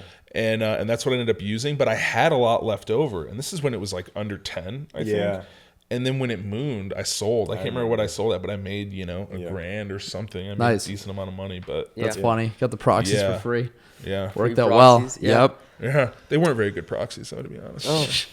For that headache, dude, they better be good proxies. I know. Well, I thought I'm like the guy lives in Russia. Like these have to be the best. These have to be legit. Wait, man. Bitcoin only proxies got to be the best. Probably unbanned. Yeah. Look, I think they were like the quality was actually really good. They were just too slow. Okay. They were like over. I was paying in like 1,000, 2,000. I'm like, these aren't going to cut it. Gotcha. I kind of want to talk a little bit about like, just in a very general sense, you could say a then versus now on just like websites that we bought, and just like our industry's grown. Like you could say it's 5x, 10x, 20x. I don't know the actual amount of like new botters in the industry over the last year or two, but it's been a huge lot of new botters. Yeah, right? A lot of new botters, a lot of growth, a lot of conversation on more GR bots, more scalable bots. Which is neither here nor there. Like if executed well, great. Like they could definitely be great business models. We do know there's just going to be more copies of bots being ran on these websites. So I wanted to just talk like a little bit of like reminiscing on what these websites were like maybe a couple years ago when we first got into it versus like where they are today. First one being Foot Sites, Foot Locker. What were your guys' They've earliest? gone through so many transformations. It's hard to even know. What were your earliest memories of cooking Foot Sites? I hit bread 11s like on that last restock, like December 2019. I don't know when it was, manually on the app. I know it's GR, but dude, you could hit on the app. Yep, I remember hitting on Foot Manual apps. is impossible now with their caching and stuff. They've gone through so many transformations. I mean, I just remember there was that long period of time where it was like A and B. Yeah, Was actually AIO hitting. Bot. Yeah, actually hitting A and B, or is it? I don't even know what it's called. AIO AIO bot V2, but it's like A and B. AIO. They were the bot that was like hitting Foot Sites, you know. And there remember. was a few others sneaking in there. Like before that, I feel like it was all Phantom.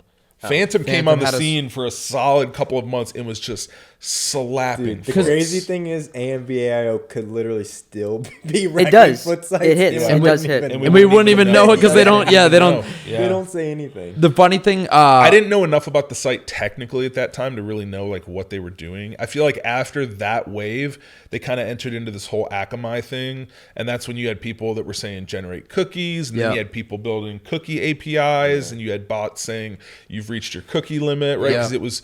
You needed like an Akamai cookie for each ATC request that you were going to send, as far as I know. And so it was just like you needed a ton of cookies. So people were just like, people just had gens running nonstop on their server, just cranking out millions and millions of cookies and then distributing millions of Akamai cookies, right? And then, Datadome. They switched to Datadome, and that was kind of a weird transition because for a while or for a few weeks, it was half the sites were Datadome, half the sites were still Akamai. And then they slowly started to pull. And then let's not forget, like they still have Perimeter X sitting like, on configured on their site. Weird. But on the back end, they just don't send any requests. Yeah, they don't actually validate the cookies or anything. So you don't actually need it. The script is just embedded in the front end to track your browser data, but they don't do anything with the cookies on the flip side I wonder if of they're it. like saving it. I don't know. It's interesting. I don't know. Well, you remember when like NSB and some bots you had to solve PX captures, right? Yeah. And I remember for a while, I don't know, I might be getting these mixed up, but there was Whatbot and Cyber, okay? And they had a PX bypass where like you didn't need to solve captchas at all. Yeah. And then TKS came on the scene, and they for a moment required captchas, but then they figured out the bypass. And at that point, TKS was just mauling the site. That's safe no mode. joke. Destroying the site. And Cyber and Whatbot came out and were like, they stole this piece of code, which was the PX bypass or whatever. As far as I know, I could be mixing some things up. But TKS, for I would say a solid couple of months, was insane. Just destroying. I mean, it was like as soon as the clock struck the hour, green all over the place. You know, it was just insane. I remember, and that was kind of when I met you guys, is when you guys were running TKS. That was like my primary bot a couple years ago. Yeah, I remember. UNC 3s, yeah, that was like, I feel like that was the last hurrah. I think so. And then it just went downhill. Yes. I wish I sell. But props to TKS, man. I love that bot, and like know. they have had some legendary cooks, you know. But now it is it's Datadome, but they've even lowered the Datadome protection. I believe. I don't even see many Datadome captchas. I think coming up or being solved. If we see a change, the next change will be moving from Fastly to Q.it. What do you think? What do you think? I have no idea, man. I'll be honest. I hope someone from the Foot Sites IT team watches this podcast because, they will. Dude, you've got to get your shit together, man. Dude. You've got to get your shit together. No one can touch manually. Manual users they use a Fastly queue. There's a couple other products that are kind of mixed together in there, but basically they have this massive cache on their ATC add to cart endpoint, and what that means is, like if you try to cart the product before it's live, you just get an out of stock response. Okay. So what happens is they start giving these out of stock responses, and so they cache the out of stock response. So what ends up happening is like 99% of the requests or more, every time you try to add to cart, it tells you it's out of stock. Yep. What the cache does is it's a server that sits in between your bot, your client, and Foot Locker, whatever site, their origin server. And the goal of it is to minimize traffic on the actual origin server. So they see these requests that all look the same, and they say, oh, we've seen this. We have the response for it. Give them the cached response so that it dramatically lowers traffic to the origin server. But what you have is that bots end up finding different ways to cache bust or find ways to bypass this cache. And when you do bypass the cache, you get like an instant cart. That's what's ridiculous, is that the product is in stock. Right. Like they have loaded stock on their server. I don't know if they don't realize this or if this is intentional, but no one on the front end can actually hit the origin server because they're just trying to cart and they're just getting a cached out of stock response. Yep. So there's like no manual checkouts. The people that are hitting are usually bots that have bypasses, botters, or there's like a turnover time with the cache where like, okay, if this cache response is like 30 minutes old, then we dump it. So there is a period of time where like, that's why you'll see kind of like waves of checkouts sometimes come in. And I think that's like the cache turnover time at which like there's a moment where you can actually get some carts. But as soon as that out of stock response gets cached, and again, I'm not, I haven't developed caches like this. I'm just saying I've read the documentation and played around with it. This is what I've seen, but it's just ridiculous. Yeah, it's that's just ridiculous. crazy. And I developed the Footsite module for KSR, and it got to the point where I was like, man, I'm going to be spending hours of my time trying to find these little nifty cache bypasses. And I was just like, just for them to get clipped. Just to get, just for them to get clipped and just to get PV'd on the flip side. So I'm like, this just isn't worth it. Because if you read through like kind of the documentation and how they tell customers to set up this level of cache, they have like a log that shows specific requests that get around the cache. So it's very easy for someone on their development team, like after a drop, to just open up this log and say, oh, here's the 20 cache bypasses that were used, clip them all. Right. That's crazy. And that's why I say, props to Footsite bots. I think, they did good work on the most recent UNC's, drop, yeah. UNC's went smoothly for a lot of bots. Yeah. I advise people, like in our group, like don't like take a bunch of money and invest it in a bot for Footsites. Like if you want a good Footsite solution, I think you just need a breadth, like a large array of bots that you're running, because there's always going to be a different one that performs better typically. But to take a bunch of money and say like, oh, this bot just destroyed Footsites this week, I'm going to put a couple thousand into this and buy a copy. It could very easily be, they hit nothing the next week. Right. Just because at the rate things are getting clipped. So one of the most consistent bots I would say on like US Footsites is Ganesh. The only reason I'm bringing Ganesh up specifically is just like a meme. I have to find it, dude. It was a picture like Squidward from SpongeBob. It was like split in two halves. One half was Squidward in a cardboard box begging for money, and it said Ganesh users in EU. And then the other picture was Squidward sitting on a throne wearing like a golden fucking hat, and he's just sitting on a throne. It says Ganesh users in US. Because so I guess Ganesh doesn't like smoke out EU sites or Full Locker EU like it does funny. US. It's so much better. Isn't that funny? Wow. Right. I remember when they first added US. It was a huge deal because they had been doing work on EU and whatnot. And it's funny. It's hilarious. You had mentioned Phantom specifically. That marked a transition in Footsite botting of more tasks. Like before that, it was more similar to Shopify where people were running like, you probably remember, it was like 20 tasks, 50 on Footsites. And then Phantom came in and like super light software to run on your PC, and you could run like 1,000 tasks. And then as a result, because Footsite secure, like they just didn't have the security that they do today, so people were hitting proportionately equivalent clips. So it's like if you were hitting 5 shoes with your 20 tasks on cyber or whatever, then you'd hit 500 with 2,000 tasks on Phantom. So that's a big transition. That marked a big transition for like scaling numbers of, and I think that prompted some of these responses from Footsites is, like you said, that trying to prevent this excess traffic from hitting their origin servers, keeping their costs down as a result. So it's interesting. One site that I would definitely like to talk like then versus now, just in a highly impressive manner, is Supreme.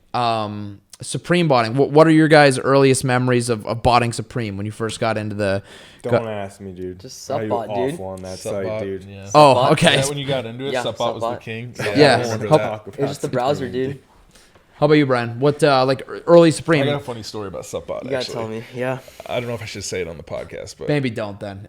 no. I mean, the most success. And the only person who'd get in trouble is potentially me. But it's yeah. The go ahead. best This guy charged back on SupBot over here. I guarantee this guy charged back on SupBot. I'll tell the story. The most success I had on Supreme was using a freaking script on my phone. Really? Yeah, dude. You're just not a you're that's What, why you're last so week pro Kith. My products don't pick up. You know, that's my luck. Is that actually the truth of why you're so pro Kith? Is because you're like probably is, 'cause I it's used like to your hit way 10. of getting back at Supreme Yeah, I used to hit for 10 never tie-dye tees. The quality's so much better. These are so way better than Supreme. Yeah, probably it could be, dude. That's hilarious, subconsciously. dude. That's funny. It is actually possible I will that never wear Supreme. I'm trying to think. I mean, it was when I got into it. I think Pookie was the thing. Pookie. Yep.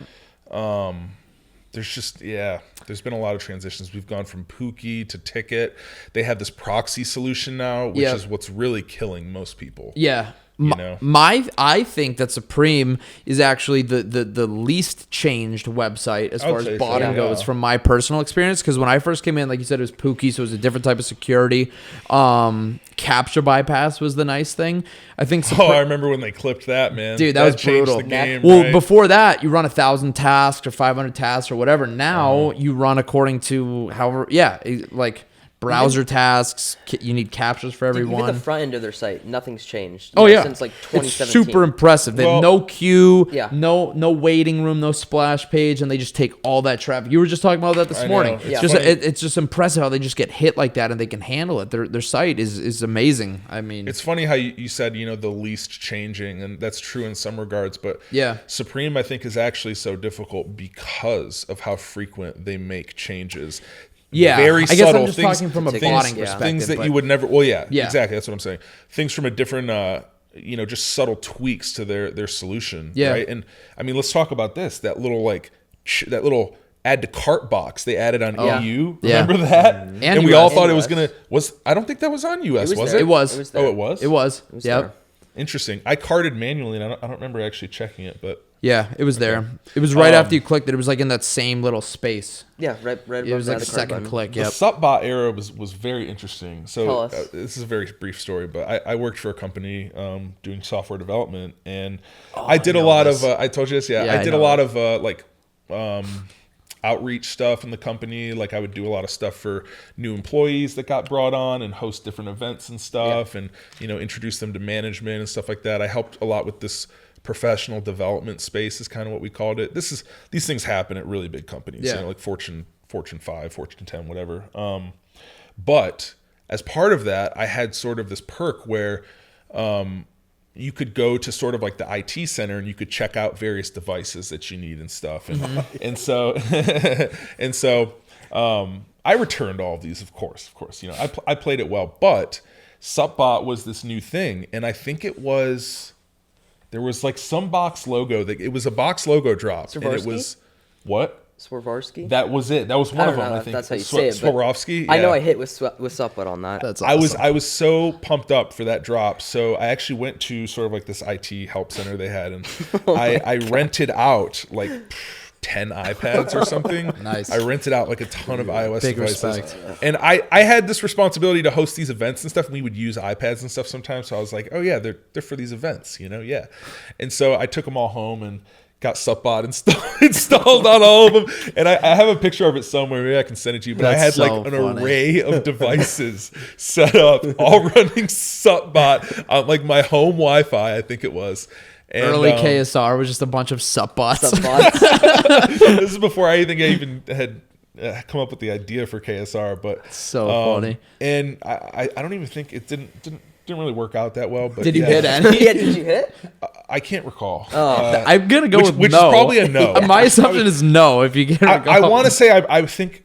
No, I didn't hit any Swarovski. I know that for a fact. And you still have the devices? No, I gave those back. But it was funny because I held on to them for a really long time, and they were like older iOS devices. They had moved to newer iOS devices because they were more secure. And so they didn't even know that I still had them after like a year or two. Like I was like off the books somehow or something. The iPads? Yeah. So I Jesus. came in like kind of right before I left and like dropped off these 10 iPads, and they're like, I don't think it was 10, maybe it was like 5 or 6, but they were like, I'm embellishing the story, but they were like, where'd you get these? And I was like, I don't know, man, had them for a long time. You're welcome. Here you go, here's doing my here's due your diligence. Gen 1 iPads. Yeah. But that was a very interesting era. And there was also that Vince was talking about, like the Dragon Slayer script. I think is what it was. Which I think eventually... That probably would have worked if you used that instead. Oh, yeah. I know. I tried that, actually, I think on a few of them as well. But Supbot kind of took over the whole device. You know, you kind of needed it open. But I bet they clipped capture bypass. Like, that was their way. Because just think about how many fewer tasks people are hitting the site now. Yeah. People went from, like, they scaled down from, like, 1,000 tasks to, like, 50. So that probably cut costs massively. Cut the traffic down. Yeah. I mean, CAPTCHA is a legitimate tool against bots. Oh, yeah. Right? Totally. If it's definitely. used correctly. I mean, even definitely slows them down. Definitely, like, reduce. Yeah. When especially if you're talking like HCAPTCHA. Exactly. Stop. Right. HCAPTCHA questions. Stop, bro. Can you imagine? Yeah. No HCAPTCHA. So I'll touch on this briefly, but we talked about Supreme, and you guys were asking me sort of over breakfast, like, how does this thing work? And the way I understand it is, like, MechPreme works so well on initial because of their browser modes. And the reason that is because Supreme is notorious for, during a big week when they know it's a hype drop, they will make very subtle changes to how, like, the Pookie or the ticket is generated in terms of, like, the browser data that's needed. And so with, like, a purely request-based bot, it's much harder to adapt to those changes. Right? Because you're sort of, in a lot of ways, kind of coding to what you're going to expect, right? At this point, I think a lot of the developers are trying their best with their request mode to sort of adapt to what the change could be. But the reason Mech does so well is because they have such a robust browser solution. And part of this is I mean, I don't work for Mech or anything, but I know enough to just say this, but they have such a robust browser solution. It looks, so much like a human browser, human activity and such, that whatever the change is, they're able to adapt to it, and they're able to then generate the necessary cookie or whatever it is and end up getting actual checkouts on initial. And then what you'll find is that, a few minutes after the initial drop, Mike or someone from Mech will push a change to the other modes. The API super mode. Right, because once they see the change, they can say, oh, this is how they're generating it this time. They make a change, and then they're able to generate whatever ticket or whatever is needed for the remainder of the week. And that's what makes Supreme so difficult, is they will push that change right when stock goes live. Published, So you have to be ready to load whatever it is at runtime, at like the moment the task or the product drops, the task needs to figure out what the adjustment is and do it. Interesting. So props to, like, I mean, I just remember sometimes, like, there would be a hype drop and Cyber would just smoke it. Right? And it's just like, wow, like, they must have just had a very solid solution for that, Right. And the reality is, request bots are way faster. Way less resource intensive. You're not loading up a browser. That's one of the issues with Mac, is you're limited in how many browser tasks you can actually run, right? How much you can actually load up.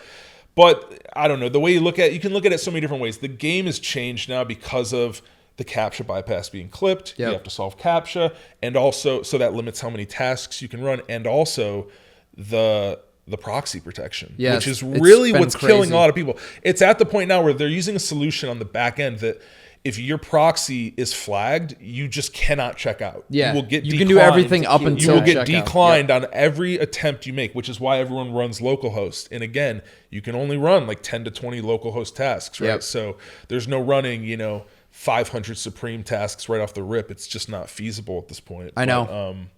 Yeah, that's kind of what it's evolved into. You're very lucky if you have DCs that are able to cook on initial, because then you can scale up significantly more, right? Depending on how many captures you can solve, et cetera. For sure.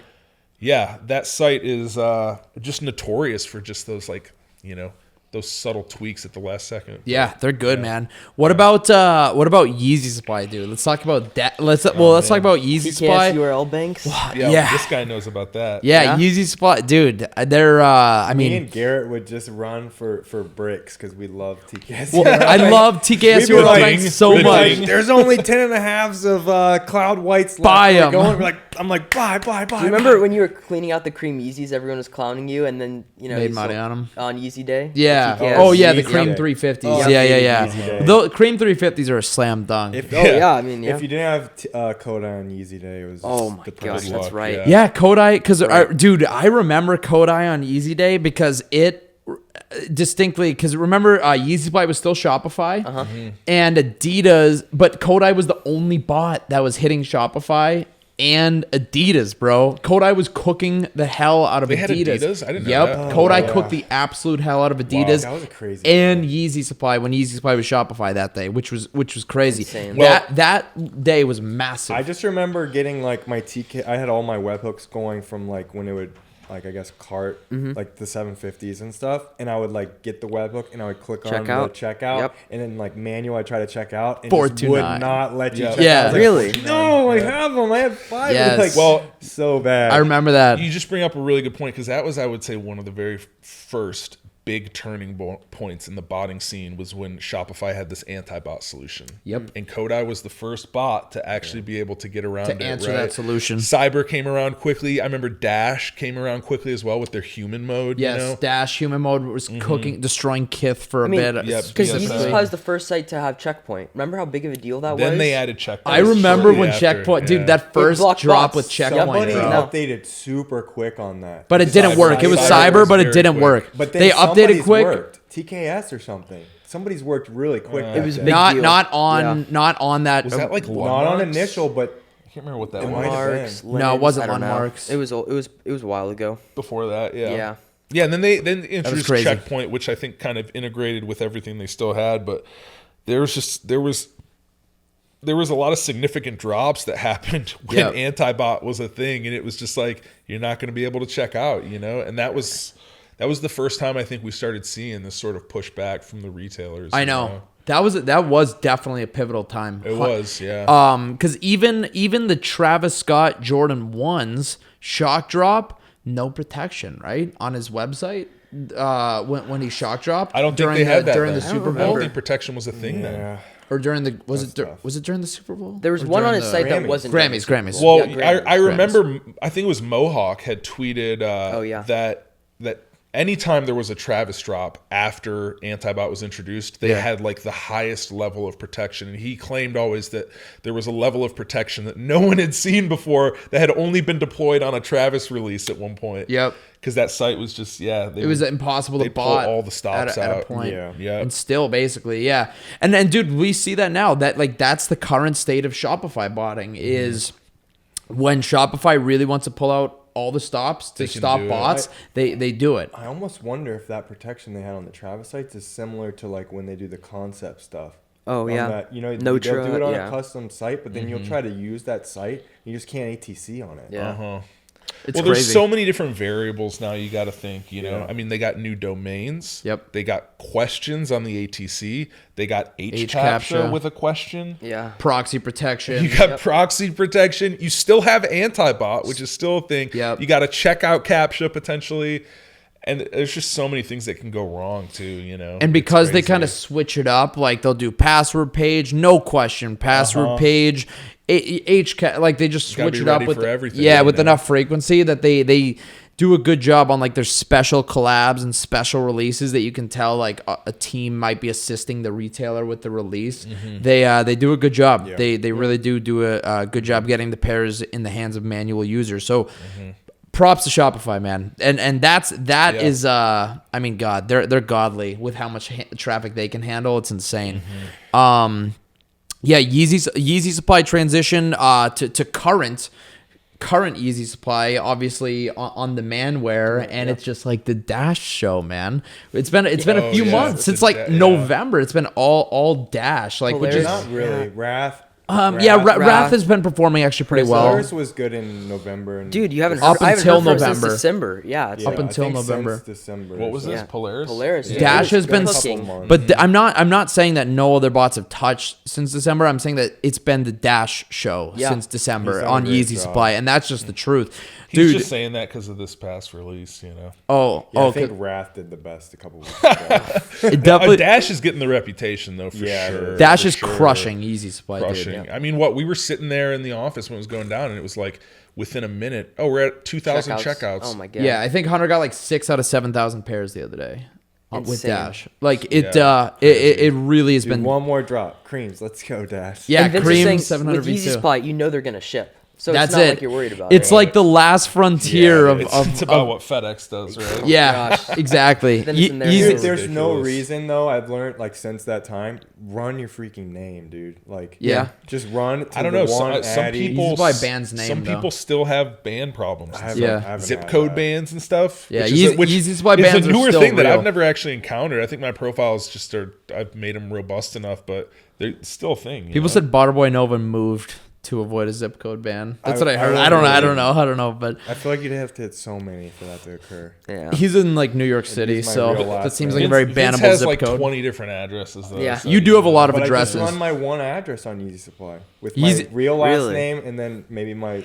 It depends 5 kind of on names. how many you hit though. Yeah. So Yeezy You're not Supply's gonna been- hit 100. This The odds of guy. you hitting 100. Yeezy Okay. Supply's been blessing, dude. Being one of the last websites to like actually ship and fulfill orders like that, I don't know. It's nice, they're great. and thankfully, still been a lot of profitable Yeezys too, which is dope. Or I would say enough of them. 450s, yeah. Yeah, 450s are Those are sick. There's a very black. interesting. You see the black pair of 450s coming out. Yeah, I think they should do well, dude. Let's talk about the shoes we have on feet today. More so Brian's. I kind of want to like spotlight these just because there's a little bit more significance to his pair of shoes.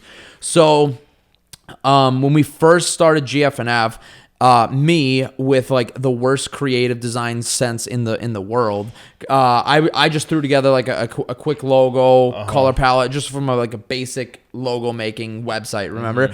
And it got the job done. It got the job done. Yeah, we got it. Yeah, it was fine.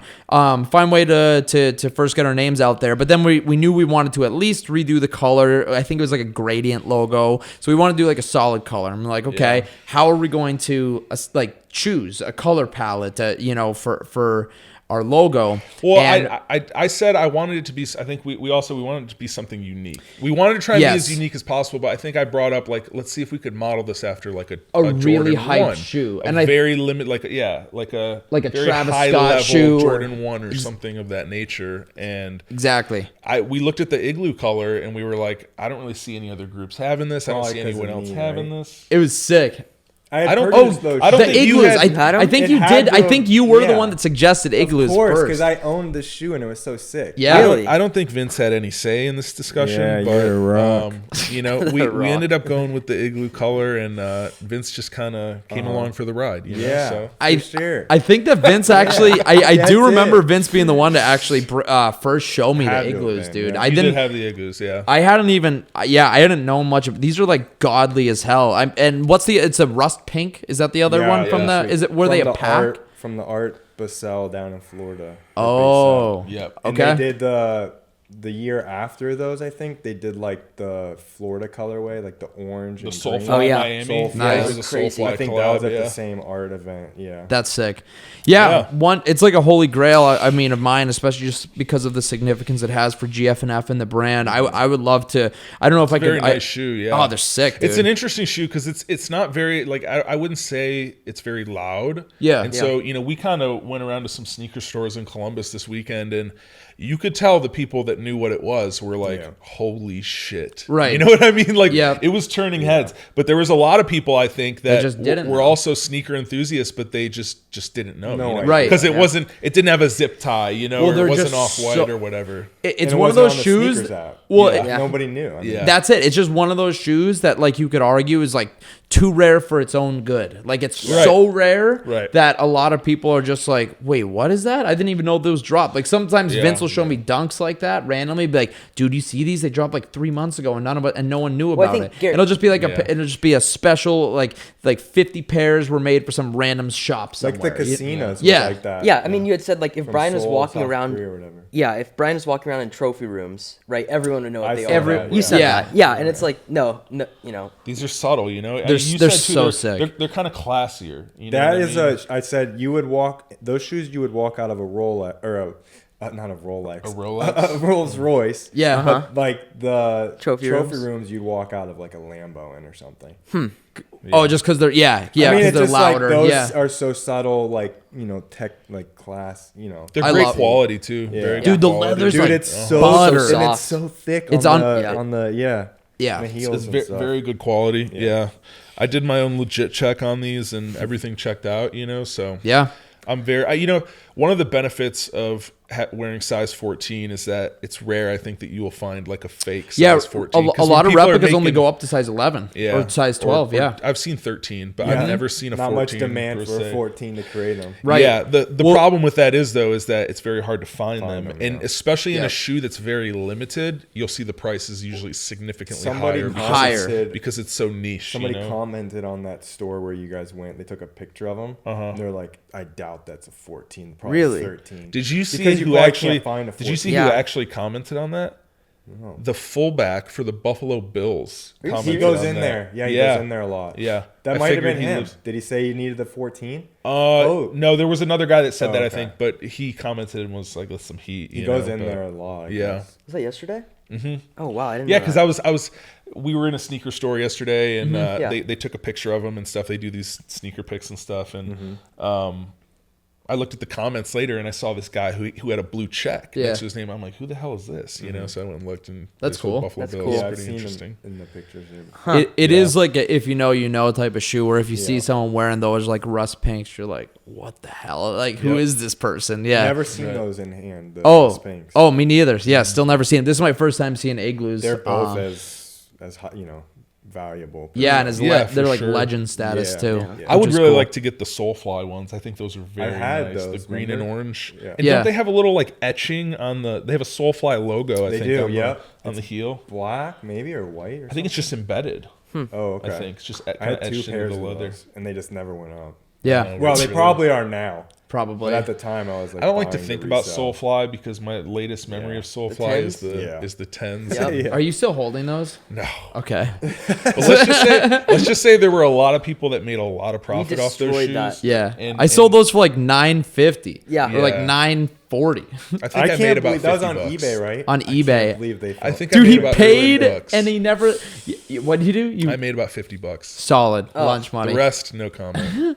I sold them with like 30-day shipping, and the guy paid right away, and he never messed with me or asked for a refund or anything. So that was one drop where I feel like it just stunned everyone for a good 10 seconds because we saw it come through the monitors. Dude, it was like like Soulfly Jordan collab. Thousands what of is pairs. this? No one knew about it, right? It was thousands of pairs. We didn't know. Yeah, we didn't expect that was it. a Jordan 1, similar colorway. Oh, wow. We would have known about that. It had a probably. Sick, didn't it have like an engraving it was in the tan back or something? I just remember Chaddington popping into the chat, just flaming everyone because it was a Jordan 10. Calling them bricks, yeah. And I was like, okay, Chaddington, we know you bought like 20 of them, you know? Right, exactly.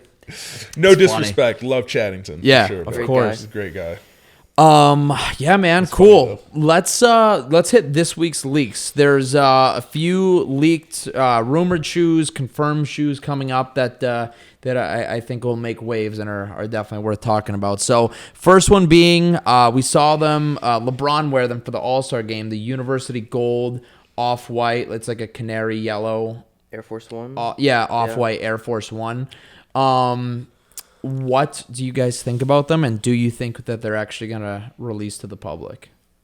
Dude, that canary yellow collection has been teased for so long. We've seen a lot of off-white that's just never released. Yeah. They released. I have no idea. I mean, I don't know. I don't know if they'll ever. I don't know though. Typically, when I feel like LeBron, when he shows off a shoe, they do release. They do usually release because he usually gets the early pairs. I find, like I remember he wore the Green Lobsters a few days before they came out. He wore the Bodega white FNF high dunk highs.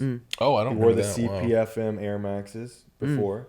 He wore the green CPFM dunks. The Vapor Maxes. Vapor Maxes. Those are so sick, dude. Vapor Maxes, yeah. He wore the green CPFM dunks, remember? The sparkle ones. He did. He wore those? He did wear those. Those are crazy. Yep. Dude's crazy, man. So the only thing with the pictures of him in the All-Star game that made me think like maybe these aren't gonna actually release. Is Virgil like hand wrote all over the midsole on them? Oh, which like One World and stuff. Yeah, he would just write and like he wrote his name. Yeah, he wrote. I don't. Yeah. It said Virgil was here. Which could have just Virgil been custom signed or something. Yes. Or they could literally just put that on. Obviously when it's signed, but they could put it on as a crazy. Yeah. I think it could go either way. That to me at first made me think that they weren't actually going to release, and it was just a one of one like sample pair that he gifted to LeBron. Or it's possible that we see them release, but they're fire, dude. They're loud. Sick, yeah. It's just it's Remind crazy. me very much of the MCAs. So much color, so. you know? Well, and it's like MCAs are kind of like a blue that you wouldn't really wear, generally speaking, and these yellows are kind of the same thing. Like you wouldn't Very really wear loud. that yellow normally, loud. but because of what they are, and they've got that grail status, that you know people are proud for them to pop that much. Yeah. They'll do crazy numbers if they do Oh. drop, dude. They'll do MCA numbers for sure. They'll be Yeah. absolutely wild. Did you guys see British Khaki Travis Scott Jordan 6? Have you seen They're these, Z? sick. I believe so. Yes. Yeah? Yes. What do you guys think about them? Full family sizing. Are they doing Sick. Yeah. okay? Yeah, I Preschool, saw it. toddler, 'Cause nice. Travis posted a picture on Instagram, and it was of his it was his daughter's pair, and they were like infants. Let's go. Tiny. Okay. Yeah. I You know- like them more than the olives. Garrett. I do, yeah. Yeah, I do too. You But know- go ahead. I'll resell them. I don't think I'll wear them. Yeah. A lot of the Travis shoes, I'm kind of starting to lose my love for. Like I have Travis 6s, the olives, and I never wear them. Right. And we've talked about this before. The Jordan 6 just isn't really a lifestyle model. Shoe. Well, yeah, put it- no. I had it Shoe. in my hand the other day, and I was heavy. like, "What is the bottom of this It's shoe? insane, Yeah, I'm right? not gonna jump off the ground in this shoe." Yep. It was Well- so chunky. I was like, "Is this?" Dude, I wanted you to touch it because I thought it was fake. Well, it's I one of was those like, what shoes that is it's like this That's shoe? you funny. can't really slip into them, you know. Yeah. And they Yeah. kind of have an odd shape to them, and you can't if you're gonna lace them up, you kind of got to lace them up like tight, you know, yeah. like kind of. Yeah. It's just one of those shoes that I won't wear you know you it. can't necessarily put them on like this per se. you know? Exactly. I always say, like, I got clowned for calling Jordan 6 a performance shoe. It's like, I know that You get modern. clowned for a lot of stuff. Yeah. I know modern players I just- aren't performing in them, but like it's still a performance I silhouette. applaud you for that, I mean, 'cause I it's don't know how you're getting good performance well, you're. out of that Oh, shoe. was it you that tried clowning me for Probably. that? Oh, dude, no. It's like I'm not saying that they're currently the top performers in the NBA. That players are. I'm just saying They're that like basketball you look at it. sneakers. Yeah, Jordan 6, Jordan 12. Like these are more performance silhouettes. The ankles higher and tighter. It's just they're more performance dedicated than the Jordan 1 and the Jordan 4 and other models like that. That's my contrast that I'm drawing. It's just Yeah. an odd shoe to have on your feet, to be honest. Unless you're. I on a don't I love don't know basketball how you sixes. run in that shoe. I'm not Oh, a Jordan gosh. 6 guy They in general. kind of yeah. feel like boots, honestly. Yeah, I When I don't put know them how you're on, running. they kind of feel like boots in a way. right. That's my take. But yeah. I think they'll flip really well. Oh, yeah, for sure. Because the Yeah. color's sick. They're and really they're Travis, clean. yeah. And they're So Travis. they'll be solid, But Yep. I don't know. I had a thing for a while where Travis Scott was kind of one of the influences that got me into this whole thing, and so I wanted to have like every Travis shoe, But Yeah. lately, I don't know. Like the ones, a must-have for me. Of course. the Jordan 1 lows, another must-have. But like the 6s, Cactus Trail. Let's go. Cactus Trails. Yep. The for latest 2. Air Force he did with the patchwork, it's a nice shoe, but I have a pair and I never wear them. Right. So I don't know. I'm starting to I'm also in a phase where I'm kind of starting to kind of slim down my collection and whatnot. But yeah, definitely major resell on these for sure. Agreed. 100%. It's a no-brainer. Did you guys see the Yeezy 350 V2 mono pack? Is what it's Yeah. called. Yep. That's It's almost like a skeleton, like you different. get transparent sides or translucent, whatever. You can see through the sides, see like the skeleton on the upper and whatnot. They're pretty cool. I think that they'll do pretty well. It almost reminds me of when the static 350 V2s released. Because remember, like it's still technically a 350 V2, but the statics marked like this new era of 350 V2s where like the stripes were translucent. The laces were different. these They are had the different, static okay. reflective material woven in more. And then they started getting rid of like the back heel tabs. Like there's just the current 350 V2s are significantly different than 350 If V2s this- prior to static. So who knows? Maybe we'll see more 350 V2s that are like this mono If that see-through colorway style. drops in the summer months, it'll be a big hit. It's gonna It's a bang. great Oh, it's like a color. Yeah. white, If it's mostly in the white. winter, Cream, like fall or basically, winter, yeah. like why are you dropping now? Yeah. But yeah, it would be a really good shoe, I think, for resale. I think Yeah. that those are gonna slap. Yeah. Yeah. And every time I think about the 350, I get sad, man, just because I feel like, I don't know, that silhouette. We talked about it this weekend. The Yeah. earth Overplayed. tones, Yeah. all the earth tones and everything. It's just like there's so many of them, and it Yeah. used to be. I mean, one of the first Yeezys that I witnessed being dropped. I don't want to say one of the first, but it was when they did the statics. Yeah. Right. And prior to that, every 350 V2 was a banger. Yep. You know what I mean? If it had Sply 350 on the side, forget about it. Minus maybe like the frozen yellows and maybe all those zebra restocks, but all the black variants, I mean, they were just bangers. The V1s, wow, and now it's just like, they're still good shoes for sure. I like them. They're very comfortable, but I don't know. It's just we'll see a Sply again. We will, yeah. And the bread restock was very nice. But it's just like, man, like they're just... That's the 350 is how Adidas makes their money from the Yeezy brand. And then, you get the limited 450s, foam runners. This is how they are maintaining the hype. They've done a good job. I'm starting to actually like some of the other models more than the 350s. Some of the other stuff they're doing, I think is... Very cool. I saw those foam runners like on someone was wearing them. I was like, those are actually pretty sick. Yeah, they're unique as hell. Gotta have cool socks with them though. Right. Yep. Simpson socks. I'll wear them. Some Simpson socks. Yeah. Simpsons. Yep. Lastly, on this week's leaks for Cause Sakai Blazer Low. First Sakai for me. Yeah. Personal. Yeah, you're gonna get them. Yeah. Yep. What? They're super colorful. I love that. What are all the colors on them again? It was just there's multiple. There's multiple variations. Oh, are there? Oh, really? Yeah, there are. Hey. No, there's multiple. That's standard. They usually do that. Yeah. Let's go. Yeah, they do 2, right? Yeah, I think it was 2 or 2. 3, actually, I guess. Yeah, I think this was It's cool 2. that they're incorporating Cause into this. Oh, let's I go. love that. A 3-way I love collab. that. Dude, that's insane. Now we need to get the Cause 4s before those. Yep. Cause 4s, right? I have the Sakai Blazer highs, and they're great shoes. I was a little disappointed just because, I don't know, they're hard to wear. They're hard to get into, just because of the nature of all the stuff on the shoe. Yep. And they've been doing that, like the vapor waffles, like the extra the shit. heel shoots out an extra like 2 It's inches. like a duck bill. I know. It's crazy. So crazy. Yeah. But these lows, I don't know. I've seen So quite a few crazy. pictures. I really like them. Yeah, they're really great. like Hell them. yeah, dude. that blue colorway, that kind of sky blue colorway. Yes. That's gonna be real big. When are they supposed to come out?